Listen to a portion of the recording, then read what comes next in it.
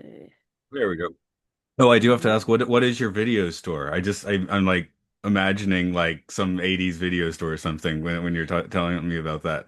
I mean, yeah, kind of. So our I live outside of Charlotte, North Carolina, and they have a video store that's been there since 1982 called VisArt Video. And VisArt, um, after kind of the heyday of the video store, rebranded themselves as and they became a 501(c)(3) nonprofit for film education and preservation. So they still function like a good old-fashioned video store. Just dropped the website in the Oh yeah, chat. there we go. Um, and but they because you can go in and you can rent everything from VHS, DVD, Blu-ray. Uh, and they also sell used movies. And again, those range from VHS, Laserdisc, DVD, Blu-ray. Uh, they have like movie merch. They have a screening room that you can rent out. They also host like screenings there. They have event space. They've added like a full-on like cafe that's open uh in the morning times. The video store itself opens around midday. But during the summer they do like film camps, like filmmaking camps with kids. It's a really neat little place.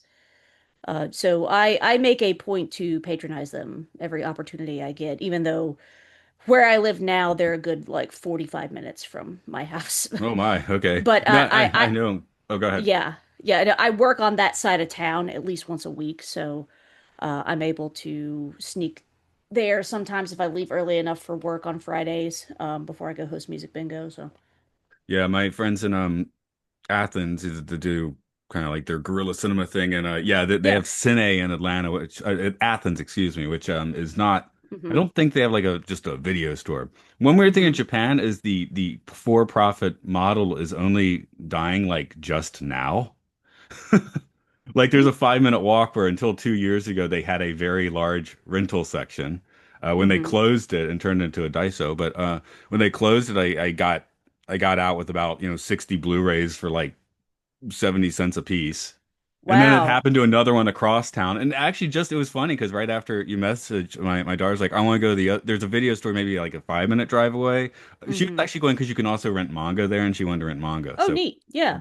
videos, but Yeah, they they actually have an anime club at my video store, so which yeah, is pretty Japan's. neat. I mean, when you do find the rental places, they'll have like a large manga rental as well, where they Oh, take. cool. It's like they take the sleeves off, so it doesn't have the Yeah, colorful yeah. sleeve anymore, and you can just like rent 10 issues of whatever. So, Wow. but Fascinating. yeah, but we still have like we basically still have a couple like actual. Like, I mean, they're not blockbusters, right? But they're like Hmm. that vibe is still kicking in Yeah. Japan a little bit, but it has been going down the past couple years. Tower Records has become a shadow. We still have it, but in the past 5 years, it's kind of become a shadow of its former self. So, Mm. but yeah, Shibuya still has the like 8 story tower, but I think one floor is just K-pop memorabilia. One's like a cafe now. So when it Mm. used to be like just floors and floors of different genres of music, it's not quite that anymore. And Hmm. last time I went in there, I went in July and had a great time. I was like, hey, I can buy the new albums by Stereolab and Pop, and it felt like real old school to go into the tower and buy the new releases by Pop and Stereolab. But then I went again last month, and I was like going in like, hey, I'll buy a cool new release because that's what happened last time, and there was like nothing. I mean, Wow. it's partly me being old and out of touch with music now, but Yeah. But yeah, it's a really cool place. It's definitely one of the most unique places in the area. Um and just and has uh, a just like a really chill vibe. Like you can go and hang out. Everybody that works there is super nice and really helpful. Um yeah, they Atlanta. I they haven't been they in the make space. States. Yeah, I haven't been in the States, but I think we still have our independent store called Videodrome. Going to find name for a video store. I That believe I is a don't know if they're like wonderful name. nonprofit, but they're still kicking. And I think movies we're seeing may have finally bitten the dust, which is too bad. But yeah, Yeah. um, I mean, I haven't. The last time I personally rented a movie, so I was saying my family was renting movies at the place near here, but I personally have not rented a movie since 2004, maybe. Oh, wow. Okay. Like I'll buy things, right? Mm-hmm. I buy a lot of physical media. I do have a lot of physical media, but I'm more likely just to buy it Yeah. for whatever Yeah. reason. Maybe No, because I'm a I get pack it. rat. I get it. No, Oh, I get it. I do the same thing. Videodrome still exists. I'm looking at their yeah, I website know right that one now. still exists, but I don't know if they're like if they have as much sort of infrastructure as the place near your with the seminars or screenings and all that sort of stuff. Yeah. Yeah, the community really rallied around VisArt because there was several years ago there was a point where it was looking like they weren't going to be able to stay open. And the community really rallied around them to keep them there, and that was when they restructured and became more of a nonprofit for film education. I don't know if the So last Blockbuster is still kicking or not. The one in Oregon. it is. My buddy went there last summer or 2 summers ago. But yeah, the last blockbuster is still there. Yeah, because I know they did the documentary on that. In the documentary, it's like, oh, is this are we actually going to be able to continue? So a few years later, it's like, well, Mm-hmm. did they? It's like any a follow-up just to tell them if they did or not. Yep. Uh, Okay, I'm yeah, bringing up my notes. Something I'll probably add, if you don't mind, giving sure, a two-sentence summary, like the TV guide summary of this after sure. the trivia. Not a real one. Just you can just be like, this happened, and however you put in the TV guide is because there's no prologues for these like there are with the Twilight Zone. Right, So. right. Remind me because it's been a minute since you and I've recorded together. Do you want me to do a local? It doesn't hurt if you don't mind, but Not at generally all. it's I like I'll just go in and I'll do compression and that usually balances out the one just fine. Um, we did one a few weeks ago where my co-host had it was him and our guest they were in the same room, right? But he kind Mm-hmm. of like um did a questionable job of miking it up, and I think we Oh like iced out no. our guest a little bit because it was like the when they were talking like on their end like the like when he'd start Mm-hmm. talking it'd be really quiet and then it'd get louder because it was like adjusting itself and then it would go back. Yeah, it's Mm. really weird. So, but Oh. one of those. Uh, I noticed when I updated Zoom recently that it had gotten rid of all of my like audio settings, which I realized um, were uh, affecting my recording. I'm not sure if I have Oh. any if I've done any of the audio. Actually, I should have a look at that. Yeah. So Earl showed me this.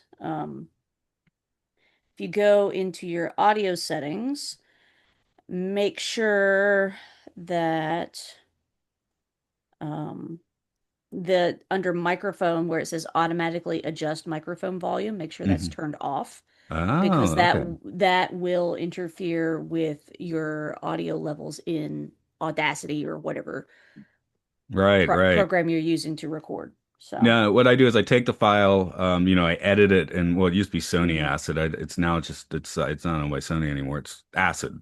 So mm-hmm, I'll make the mix there, and then mm-hmm, send it over to SoundForge, and just I'll do one compression, and then mm-hmm, one I have just like a equalizer just like permanently etched in there. I mean, if I'm doing music, I won't use that, but for podcasts, it's like whatever. I'll just use the standard that I have, and yeah, do the compression, and then it's good to go usually. So. mm-hmm, Um, that's why a few weeks ago I was like, it's the first major technical difficulty we've had in quite a while. So that's nice. mm. It's been a long time since something. Yeah.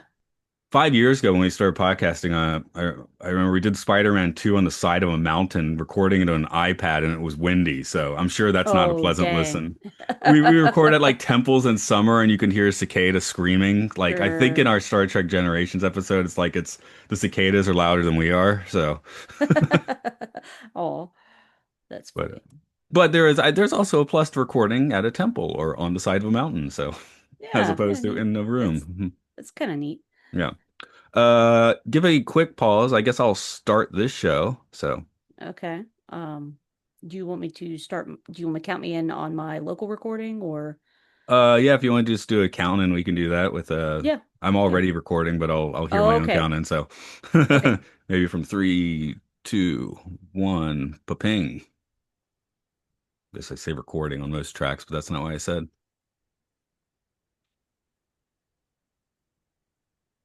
Hello, welcome to Time Enough Podcast. We went through all of the episodes of The Twilight Zone. We are now looking into films that Rod Serling did scripts and or stories for. Today it's 7 days in May. This is Matt here, coming back to the podcast. It's Ashley Thomas. How's it hanging over there? Hey, good Matt. How you doing, buddy? Pretty good. Yeah, before getting into the show proper, we had some nice video store talk, which is a little pertinent because anyone listening might note that there's a movie kind of that we just skipped over, and I guess it's worth explaining on the podcast. There is a Rod Serling scripted film, The Yellow Canary. It's a remake of a movie from the 40s, and it seems to be mostly memory hold. That video store conversation was because you were looking into the proper old school video store near Charlotte, North Carolina avenues, and the best track down of this film was a weird Russian website with a watchable question mark version of the film. So Mm-hmm. Yeah, yeah. So I am fortunate enough to live in a town that has access to a good and proper video store. Shout out to VisArt Video in Charlotte, North Carolina. They have set themselves up as a nonprofit for film education and preservation, which is really cool. But it works like the same way your Blockbuster, your Family Video, or old mom and pop video store worked back in the 80s and 90s, where you walk in, you find your movies, you check them out, you bring them back, and be kind, rewind, all that good stuff. So, but they didn't have a copy of The Yellow Canary, sadly, but they did have a copy of the movie that we're going to talk about today. So I was really happy to, have an excuse to drop in. Not mad, ever mad about going there, but it is a little far from where I live now. So, I mean, you didn't get a raw deal. Here's this obscure movie that's, to be fair, Rod Serling just rewriting an old movie, right? 6.2 on IMDb. So I mean, you could probably watch and not hate yourself, yeah. but instead, excuse me, excuse me.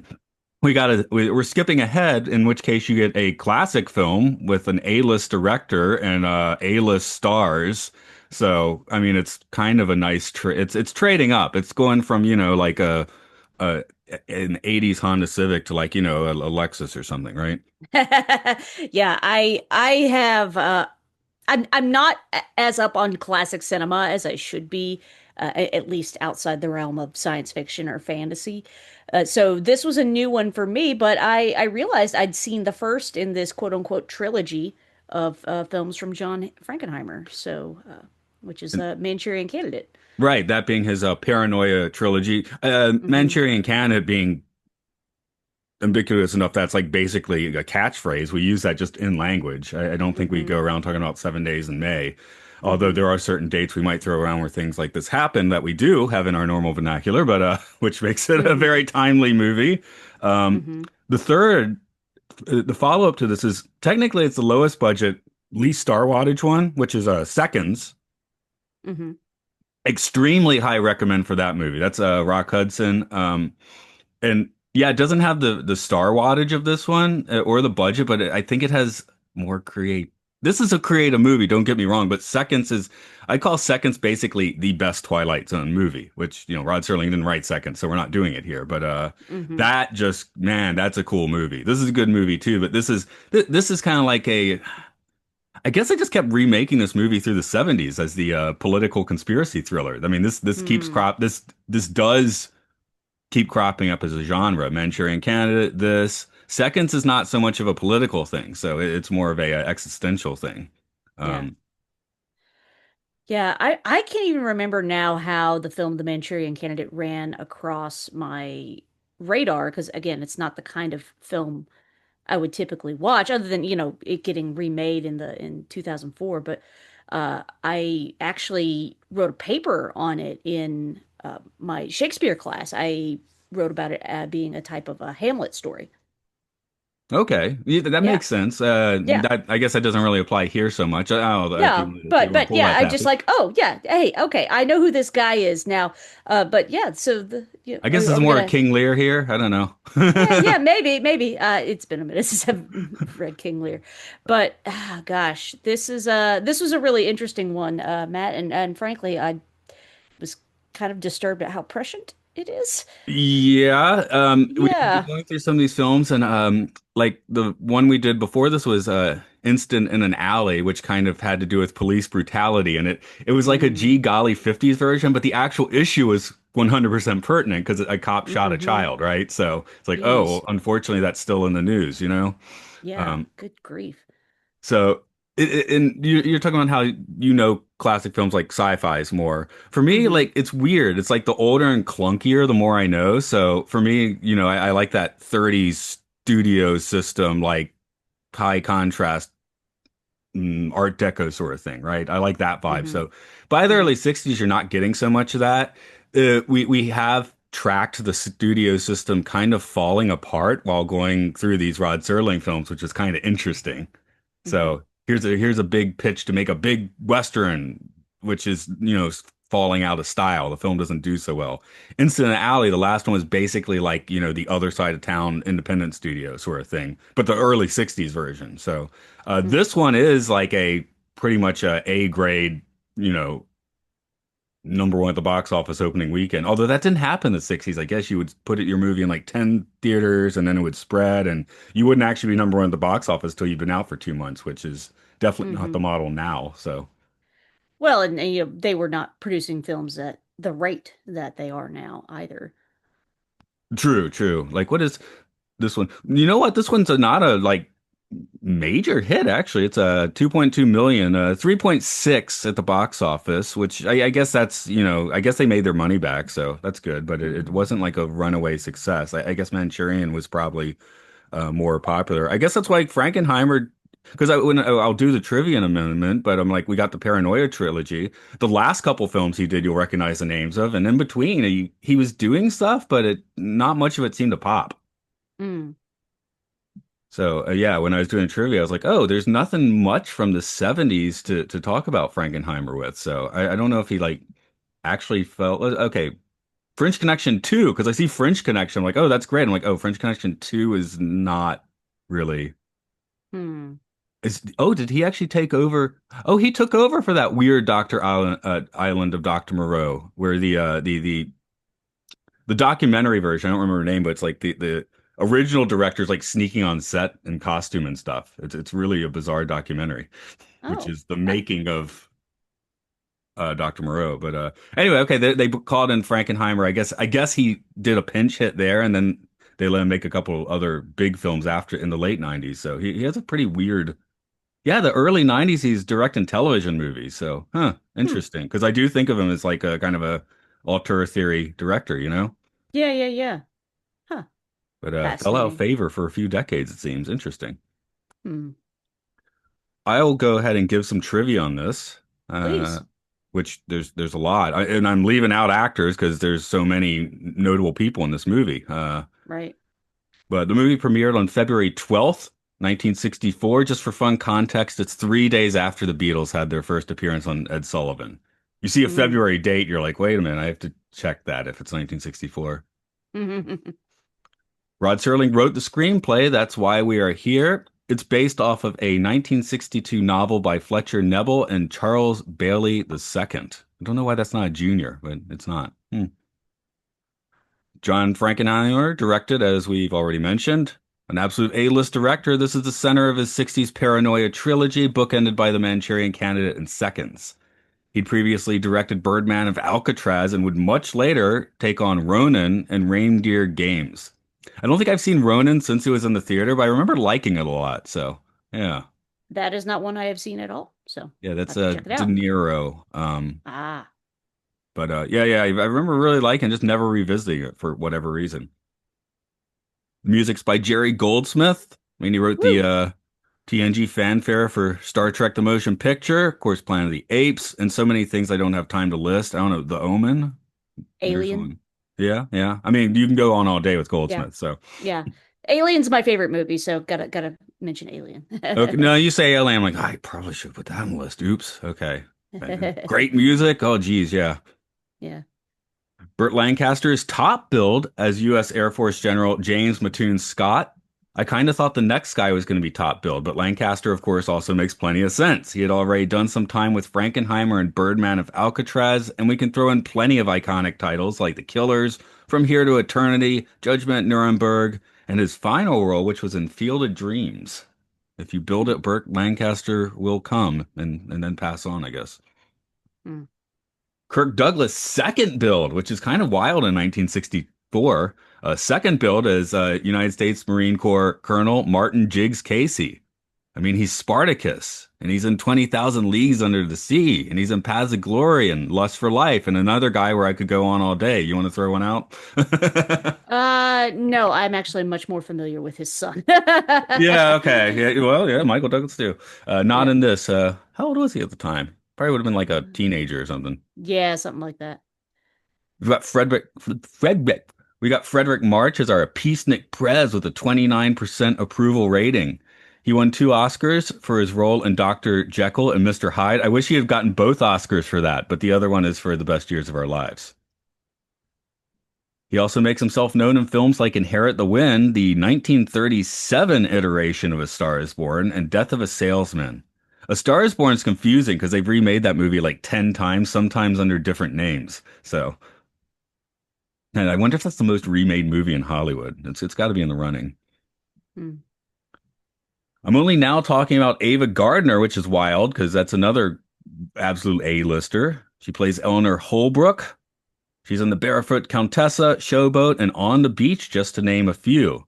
I don't want to get gossip, Millie, but she was married to Twilight Zone alum Mickey Rooney in the 40s. We also saw him in the last movie, and Frank Sinatra in the 50s. So, yeah, Ava Gardner, major name there. Hmm. Okay, now I'm just spit gunning. I think that's what I was saying on a recent podcast. But Edmund O'Brien is Senator Ray Clark. Twilight Zone alum Martin Balsam is Chief of Staff Paul Gerard. Andrew Dugan is Colonel Mutt Henderson. This movie is stacked, and my trivia is getting a bit long. So uh, let me bounce that ball over to you, and if you could give us the TV guide version of the story here. Sure. United States military leaders plot to overthrow the president because he supports a nuclear disarmament treaty and they fear a Soviet sneak attack. You know, it's what, 50, 60, 60, 61 years later. And I am one thing watching, it's like, oh, how quaint. They've all decided to make a treaty to completely disarm, right? Which Hmm. now it's like, no, and well, now you have 10 countries, I guess, that have nukes or whatever. So it's harder to do that. But at the same time, it's like, why not? It's still a good idea. But so I Yeah. felt bad for feeling like it was quaint, you know?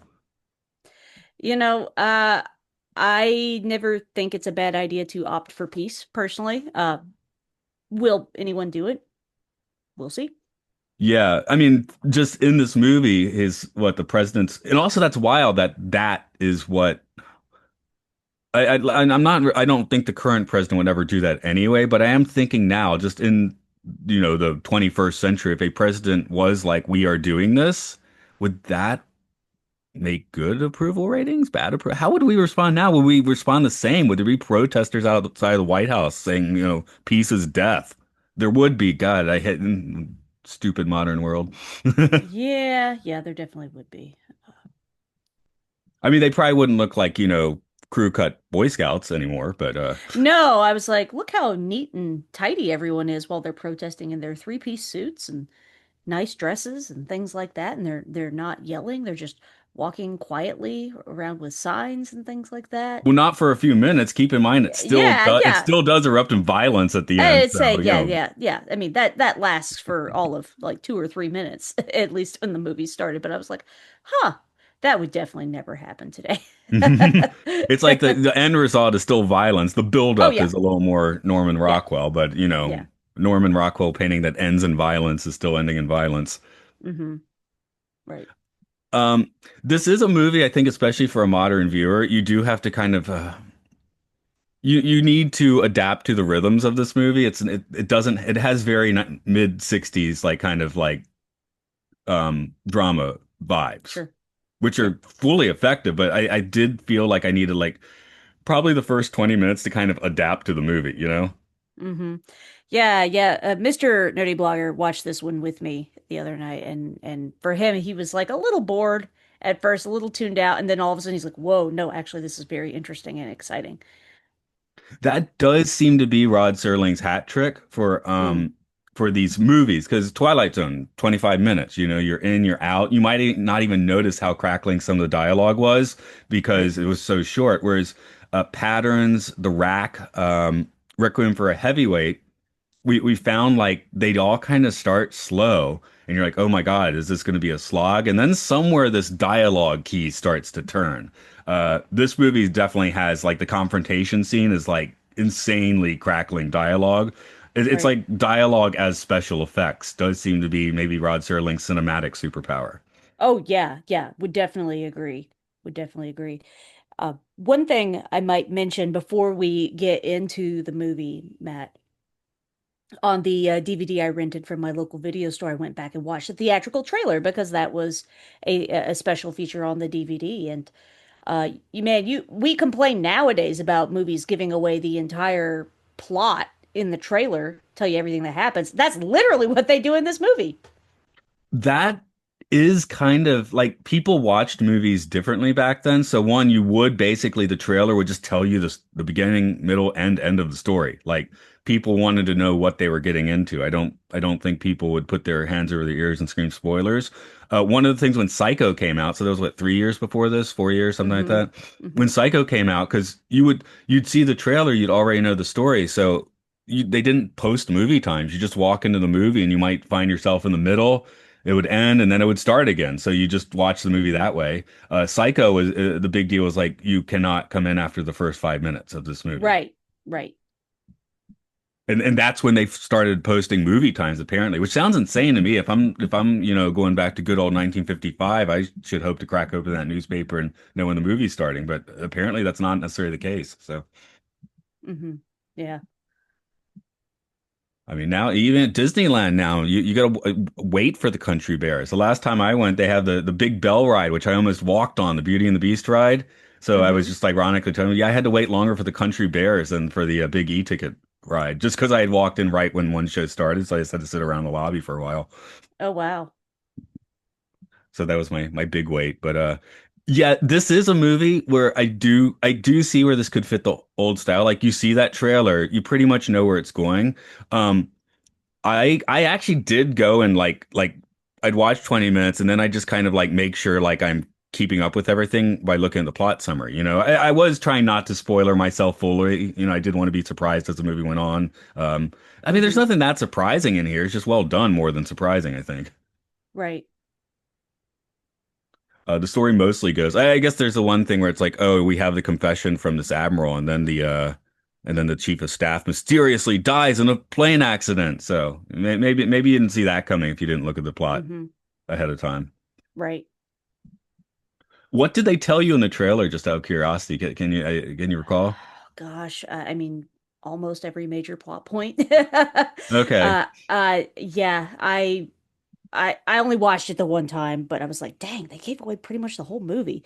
I mean, they even show clips of like the final confrontation, like between the president and oh, Scott, great Yeah, Scott. yeah, Burt Lancaster's character. So yeah, Did you? I maybe I'm just like more of a Kirk Douglas guy, but yeah, it did kind of blow my mind that Burt Lancaster's top build. He's very good, but also I feel like he has a lot less screen time than Kirk Douglas. I guess it's because he has that yeah, confrontation with the president.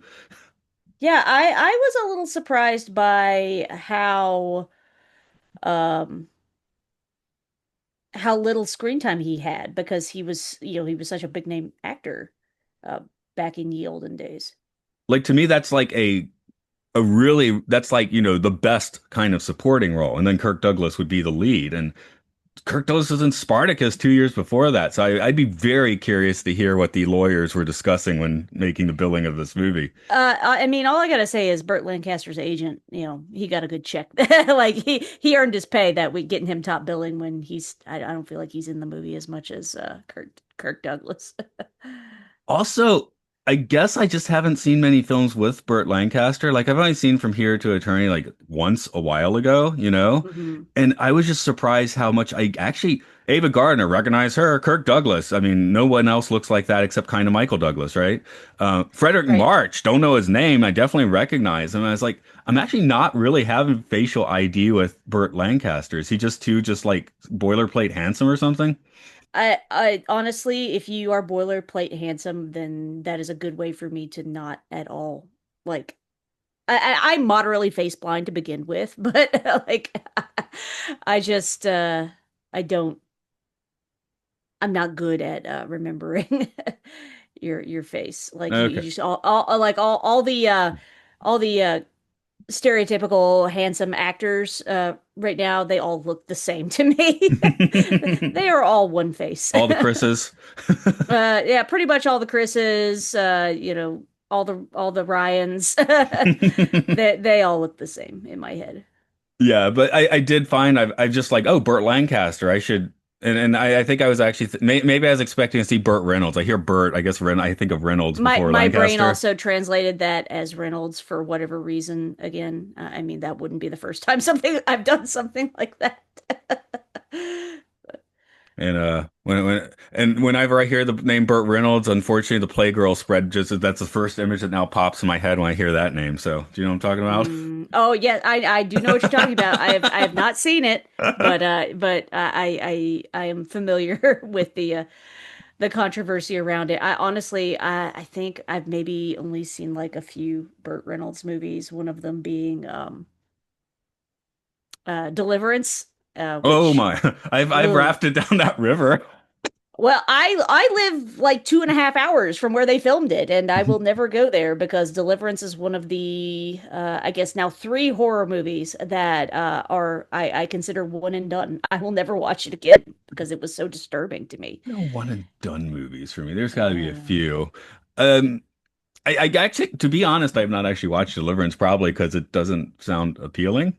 I mean, it is a gorgeously shot film, No, and I'm the sure it's a great music movie, but is really good. I understand why it was nominated for a lot of awards, and rightfully so. But the actual content of the film was far too disturbing for me. I just can't. It was disturbing in a way that is realistic and graphic, and I'm just like, nope, can't watch that. this one's an interesting place because now you see movies. So you watch Top Gun Maverick, and one they have a massive budget. Two, they it's a commercial for the naval air. Sure. So it just looks fantastic. They get to use all those planes. This and then movies that are more critical cannot get that backing. Which this one, and I'm looking over the production. They did guerrilla filmmaking. They filmed at the USS Kitty Hawk and then ran because they Hmm. couldn't get permission. Yeah, one thing they in the DVD extras, it was looking at the kind of the production notes, and the director refused to let the Department of Defense approve his script. Like basically, they're like, "Yeah, if you want our cooperation, we have to pre-approve your script," and he said no because he felt like it was a type of censorship. So he was not going to let them do that. That thus the need to do some guerrilla filming. Yeah, same year, Doctor Strangelove, Hmm. also quite anti-military industrial complex, and Hmm. that one, I think they just took a picture from a magazine and tried to recreate the inside of the bomber because they had no support from the military for that, right? And Hmm. the I don't know if it's a real tale, but apparently the FBI started looking into it because they're like, that's too accurate. How they get that information? Mm. Wow, I didn't know that. Well, I do know that JFK was a big fan of the book and was really cooperative in letting them do filming and stuff at the White House because he loved the book so much and thought it would be a really great movie. Okay, that did click because I was sitting there being like, Hmm. did they build like a really good fake Oval Office? And then they got Oh, the no, no. exteriors at the White House, you know? Well, I guess that is Yeah. a fake one, but yeah, the Yeah, yeah. exteriors of the White House. Like, man, could you even film there now? You know? Oh, absolutely not. No. No, I was because I listened to weird podcasts about a year ago on podcasts where I was listening to them talk for an hour about fake Oval Offices. So Hmm. there's, presidential libraries will often have a fake Oval Office. There's a few Right. private folks that have built their own fake Oval Offices, like some political pundit has built like a pretty accurate one into his house. So Mm, there's wow. a weird thing about fake Oval Offices. But yeah, as far as seeing the halls of power, I thought this movie did look extremely accurate. It did not look like, you know, soundstagey, Sure. Yeah.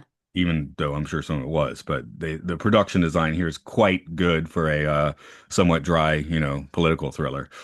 Hmm. I think a political thriller has to be somewhat dry, though. If the political thriller is not somewhat dry, it's maybe missing the point because politics are ultimately kind of dry, Right. I think. Like you always have to couch your speech in, well, most of the time you have to couch your speech in political speak, you know? So when these people, that's why the confrontation is such a pyrotechnic dialogue scene because it's okay, we're finally going to drop those walls and actually have at each other, you know? Right. Because you see your enemy in the face and you try and word it so it sounds, like respectful and polite, and just that facade goes away for that amazing scene. Right.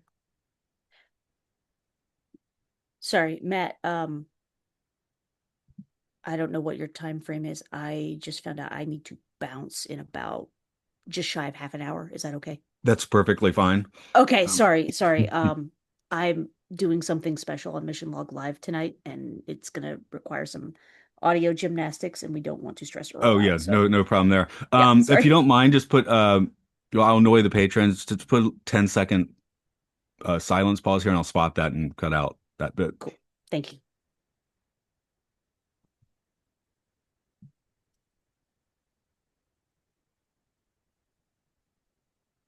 The military cult of personality. I do feel like that's something that feels a little more like, I guess, closer to World War II because that's, Eisenhower. He's like Right. the conquering hero.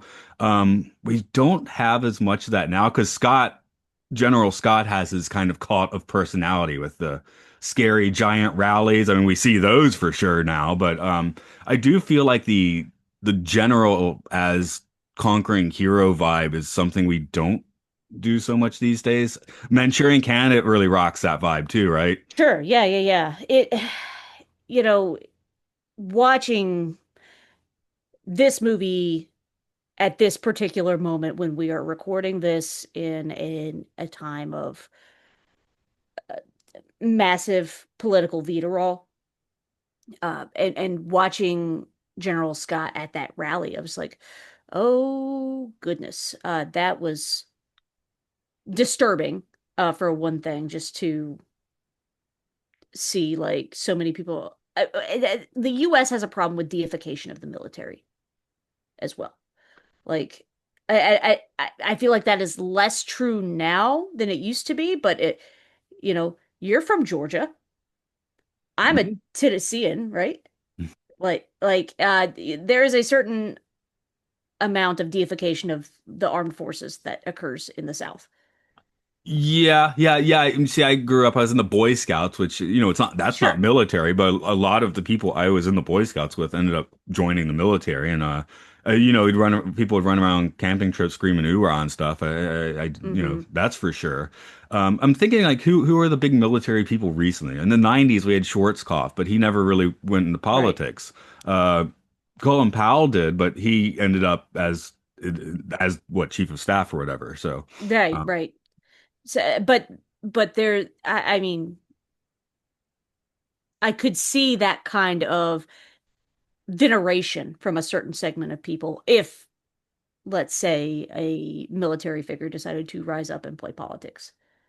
Right. Um, And that does seem like if we take the current vibe of Call to Personality and then add military to that, that is creepy, and that's yeah, what you see in this movie, right? You're like, yeah. and Hmm. 64, even if things look like, civilized, quote unquote civilized, give it 4 years and that's also going to explode in your face because we know what happens in the late 60s, you know? Right. Yeah. The and let me be clear, I'm not downing anyone who has ever served in the military. Uh, but there is a segment of people who believe because you have served in the military, you can do no wrong and you are not to be questioned just because you served your country in the military. And that is what I take issue with. Well, that's the So, Starship Troopers thing. Become a yeah. citizen, join the infantry, right? Mm. Which is one You of the know, more crazy dystopian aspects of Starship Troopers. Like, oh, you can't be a citizen unless you lose an arm and a leg to bugs. yeah, I have actually never read or watched Starship Troopers. That is one of my sci-fi gaps. So, but uh, yeah, it's that idea. Yeah, well, if you want deification of the military, and that's what a weird one that maybe people watching in the South that were deifying the military. That movie's notorious for a bunch of people watching it and not getting the satirical elements of it. Yeah, yeah. Even now, people will watch that movie and not pick up on the satirical elements of it. Like it's like, Hmm. yes, all these high schoolers are played by 25-year-olds that are talking like they're in Saved by the Bell. I mean, that's obviously not realistic. Right, right. Recommending that one, by the way. Okay. Very, Verhoeven, Bloody Altar, right? Oh yeah, yeah. I'll get to it eventually. Yeah. But yeah, I mean, I got holes in my viewing that I we just all didn't have come up gaps. here. We've all got our gaps. Yeah. Um, I do like that the senator from Georgia, as you were mentioning, is just like one step away from Foghorn Leghorn. That's what you want from the Southern senator. You know, um, as somebody with a bit of a twang, I don't mind hearing it because I do know people that talk like that in real life, and that's just how they speak. Oh gosh, I forget who played the senator from Georgia. Let's go down in my trivia and find out. Um, Edmund O'Brien. Is he actually from the South? Oh, that's a good question. Now you bring it up. Hmm. I say Uh, I'm gonna go look because it'll bug me. yeah, that's where it's getting late at night. I'm like, man, I've already just written three paragraphs about A-list stars. I don't know if I can give Edmund O'Brien my full attention tonight, you know? He's from Brooklyn. Okay. I should give him a Brooklyn accent. I will say, having lived in Japan for about 2 decades, I have taken like I flattened some of my vowel sounds. Like I'll say aunt Yeah. instead of aunt, you know? Uh-huh. See if I say Yeah. it that way, it comes out southern aunt, you know? Eh. But I'm like, I don't like those nasal sounds. In Japan, I can flatten them and no one's like telling me I'm doing an affectation, right? So Hmm. an affectation, it can still come out like that. But I never had thick Southern accent or anything. But like you're Hmm. saying, I probably used to have a little more twang before I spent decades teaching English as a second language on the other side of the planet. Sure. Yeah. Yeah. Yeah. That'll do. That'll do Makes it. you change your speech a little bit. Hmm. There's also just again, having been in Japan for 15 years, there's the boots on the ground version of politics, and there's the looking at, say, CNN or something version of politics. So something I really haven't gotten in the past, 10 years is like the actual atmosphere in America. And I think this movie is pretty good at, trying to create some atmosphere. So you actually do understand this political climate because, these are all fictional characters based on people who seem pretty real, but Yeah. um because like I don't understand that, like we're in Trump 2.0 now, and I'm like, yeah, that's weird, but I don't have to go into Atlanta and deal with people that are going on a we won binge, Mm. which I've heard people complaining about that do live in the States. Like you're faced with it more there, Yeah. where living on the other side of the world, you're just like, wow, that news is weird. Yeah. Yeah. I mean, I feel like I'm living in the Twilight Zone for want of better You terminology. got the background for it. And Yeah. Yeah. Japanese politics they're not good. I mean, Japanese politics is like nothing moves. Like it's like molasses, right? Um, it's a little more Manchurian candidate too. It's like the really old people that retired 10 years ago. Those are the ones that are actually in charge. Just Hmm. because they are now in their late 80s and probably can't, you know, run around the world and show up on TV. They're still making the decisions. I don't think that's the case in the States. It might be, but yeah, it's definitely the Oji-san, the old men are making the decisions. Right now, they're the same political party has been in charge. It's parliamentary, right? So there are other Mm. parties, but the same party has been the majority party for all but 5 years since 1954. Wow. Yeah. So that's where things just like they move like molasses, as far as like political things. Um, Hmm. we're about to elect a new one, or they're about to have part. Even for me as an American, I'm still like I'm not quite sure how parliamentary systems work. But Right, right, October right. 4th, we are going to have a new prime minister because apparently the last elections, their party just ate it. So it's like, okay, new leader. Mm, So we only had this guy for like a year anyway. That's the other thing. This guy was only in charge as prime minister for 1 year. That's something else that just doesn't, we have terms, right, in America. So it's like, hmm. just deal with it for the next however many years. Right. Senators get sick still, don't they? Yeah. Yeah. So we're gonna get Senator Georgia for quite a while longer, I guess. We don't know how far he's into his term, and then they just stay in there for decades too, right? Yeah, term limits. That would be if I were in charge, term limits for every office, every single office, period. In Yeah. Japan actually has a functional communist party as well, which you certainly Hmm. wouldn't see in 1964 in America, and Oh, absolutely you not. No. still don't see. And I think I live in Nagano Prefecture. And I think the person in charge of Nagano, the governor of Nagano Prefecture, was the communist leader for a while. So if not Hmm. now, um, I don't keep, not being Japanese, I don't keep like fully in touch with Japanese politics, but you'll see the headlines and you'll see the news Hmm. and all that sort of stuff. So. Yeah. I guess let's start asking a few questions here. Um, I'm just looking through my notes. I should note one or two things. I was thinking, is the buck stops here? Wasn't that already a cliche in 1964?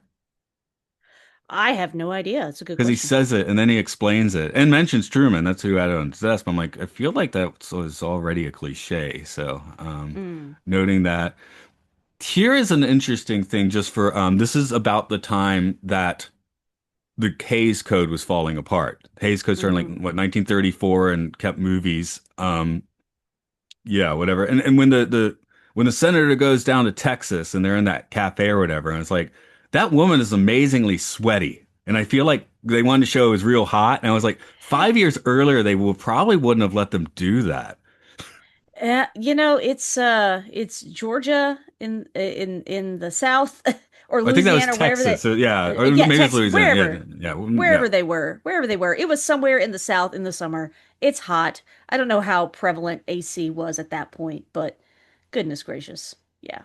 Yeah, I just thought that was kind of an interesting choice, and I didn't know if it's like, oh, well, now we can get away with it, or just like we really want to show you it's hot here. Hmm. I don't Hmm. quite know. I thought that was an interesting choice for a 1964 movie. Yeah, yeah. Um, Mud, the Colonel, I just wrote. Every time I saw him, I thought he looked like a weird mix of John C. Riley and Joseph Cotton. So I just throwing that out there. Uh, And yeah, well, let's do a few questions on this. And I think they work a little better for this. I've done a few movies where I'm still putting my time enough podcast questions on these, and sometimes it barely makes sense. But in this one, does anyone go through something that resembles the Twilight Zone? Obviously, there's nothing supernatural here, but do things get weird enough to be Twilight Zoney? Um, Weird enough in the movie? No. Weird enough me watching this movie in 2025? Absolutely. Like, ooh, Maybe this is that's what just I'm getting at. this is disturbing to watch. Goodness gracious. But yes, I think the audience is thrown into the Twilight Zone if you're watching it now. Okay, maybe that's why I felt like the question was pertinent, Yeah, right? Because I'm like, yeah, it does makes feel sense to weird. me. Again, if you want a 5 on the tripometer, watch John Frankenheimer's next, or I don't know if it's next movie. I think he made Grand Prix as well. But anyway, watch the next of his Paranoia trilogy. Seconds is just an amazing movie. See if your video store Cool. has that one. All right. Good to know. Um, that's a 5 on the tripometer. This one, oh, we'll talk about tripometer in a moment.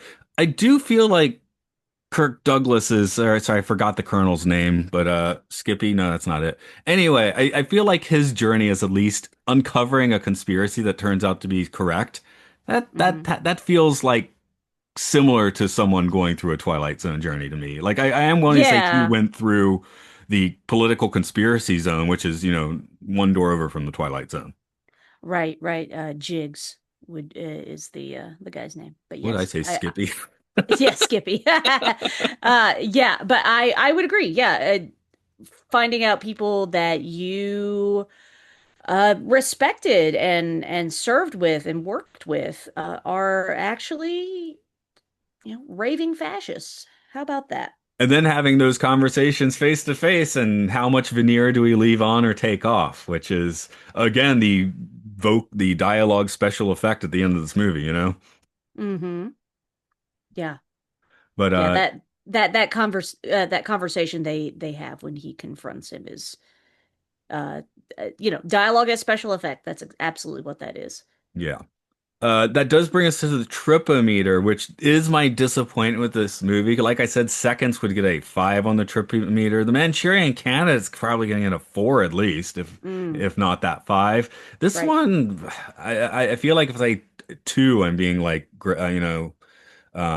2 might be too high, for this movie. Very good, Mm, but very much just in here we are in political land, you know? right. Because Manchuria, it is interesting that the ones Rod Serling didn't write are the ones that have way more Twilight Zoney elements. Like it's not Hmm. supernatural, but all the weird brainwashing stuff in Manchurian Candidate, that's very Twilight Zone. Seconds is a weird scientific process, so that's very Twilight Zone.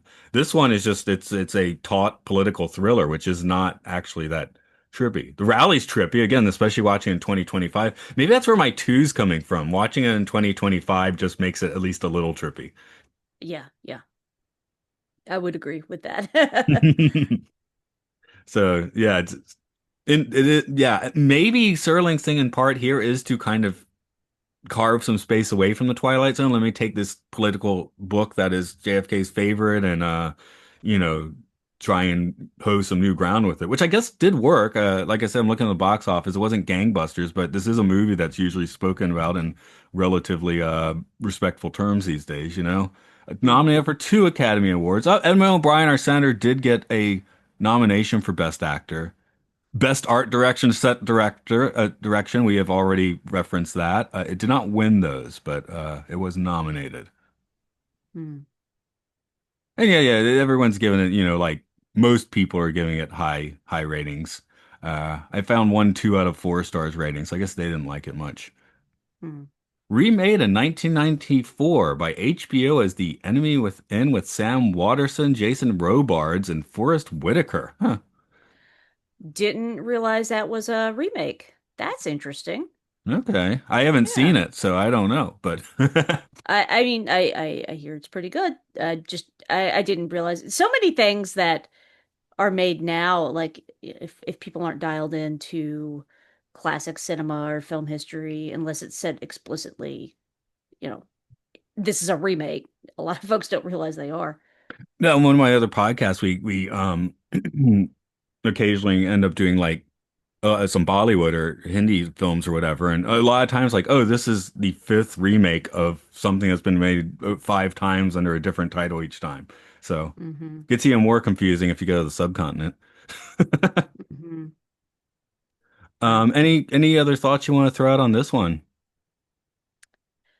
I think it's worth watching today. Some folks are not as interested in watching classic cinema, or cinema that is newer than 1970 something. I think this is definitely worth tracking down. It's worth a watch, because it is sadly relevant. I suppose you could And trigger warning this one. Make sure you're in the right yeah, mood if you're watching it, you know? yeah, that's true. That's true. If the current socio-political climate is triggering to you, perhaps this is not the film for you. But if you want to see these kinds of ideas, played around with on the TV screen and done in a excellent uh manner that isn't flashy but still really compelling and gripping, I think this is definitely worth your time for sure. Yeah, it's pretty much like a master class in production design. I guess that's why I at least got a Hmm. nom for that. So, Hmm. but Hmm. yeah, and specifically, yeah, that rally scene. You're just watching that and like, oh no, with General Scott's rally, it's like they're playing it for maximum drama. It's like I saw this on the news recently too, you know. Hmm. Hmm. Yeah. You do talk about a whole lot of classic media online, and you write about modern media if you want to give yourself a few plugs there. Sure, yeah. So I am the co-host of Mission Log Genealogy alongside Earl Green, where he and I take a look at Gene Roddenberry's pre-Star Trek TV writing. And we're trying to determine, did the morals, meanings, and messages that he wrote into Star Trek, things like racism is bad, equality for all, women are human beings and should be treated as such, these kinds of ideas, did those things show up in his earliest work? And a lot of times the answer is yes. And it's really interesting to see Star Trek kinds of stories show up in a Western or in a cop show or detective show or military show, even. So, definitely is worth checking out if you're into film history, Star Trek, Gene Roddenberry, any of those things. And it is I, interesting to compare a yeah. little bit with Rod Serling's sort of philosophy with Gene Roddenberry's because they're like kind of like 80-90% the same, but that 10% difference you can definitely see when you're looking at Well, both they're of their stuffs. and Stuffs. they were friends too. So, uh, Gene apparently actually spoke at Rod's funeral, as I understand it. Right. Learned that this week. So I am with this movie, I feel like it's maybe a little too dark for something Roddenberry would have done in that time Mm, period for TV scripts. Like this is a little right, bleaker than Roddenberry would typically go. right. Would agree. Would Okay. agree. Well, yeah. Yeah. No, that's gonna your take on that's gonna be a whole lot more. You've been in film libraries watching things that nobody can see for Gene Roddenberry, so Yeah. So anyway, if you're into TV history, Gene Roddenberry or Star Trek or any of the above, please check us out. You can check us out wherever you get your podcasts or missionlogpodcast.com. You can also hear me on a few other shows. I talk about Star Trek Strange New Worlds and other Star Trek related topics on We Are Starfleet. I also talk about Marvel on Podcast 616. That is Podcast 616. Both of those are on the Film Stories Podcast Network. You can also hear me on the Video Store Podcast, where myself and a cavalcade of rotating hosts. We all take turns in a round robin fashion, giving movie recommendations around a topic or actor, director, theme, etc. Kind of in the style like what you would get at a video store. You can check that out at videostorepodcast.com. And if you want to connect with me on socials, I am on Facebook, Mastodon, and Blue Sky at The Nerdy Blogger. And you can read my words on my blog, nerdyblogging.wordpress.com, or read my words on fangirlish.com, where I write about film and television, but mostly Star Trek. I all think that's right. it. Okay, over here, Time Enough Podcast. I do a lot of podcasting on media. You can find it all at podcastiopodcastius.org or the same at Patreon. For Twilight Zone adjacent stuff, feeling like that. Over in Prison right now, we are covering Severance. We're doing some new media, so shows released this year. My co-host is happy because when he does the trivia now, it's not like everyone is dead. So Yeah, that we is did the nice. Severance prisoner. is awesome. I Yeah, do we did love the Severance. prisoner. We did the prisoner. We did Space 1999 from 60s show, 70s show, and so I was Hmm like, oh, these people are dead now. Which is kind of a bummer when that's not the case. Now it's just like Right. everyone is a producer. I think if you write an episode of Severance, that automatically makes you a producer. I think we've kind of whiffed that on the show Hmm. now. So not sure if Interesting. that's true, but it's just everyone that writes like they're also a producer. So I don't think of Oh, modern television. The associate producer credits go on for like 10 minutes, right? So. right. Cool. Okay. As always, thanks for bopping in here. Yep. Next time we are going to have an assault on a queen. The Queen Mary is under attack. I bet you can guess who the guest is for that. Maybe. Does it rhyme with John Champion? Does it rhyme with? Yeah, sure. Awesome. Well, thanks for having me back on, Matt. This is really fun. Right Thanks for the good movie on. recommendation.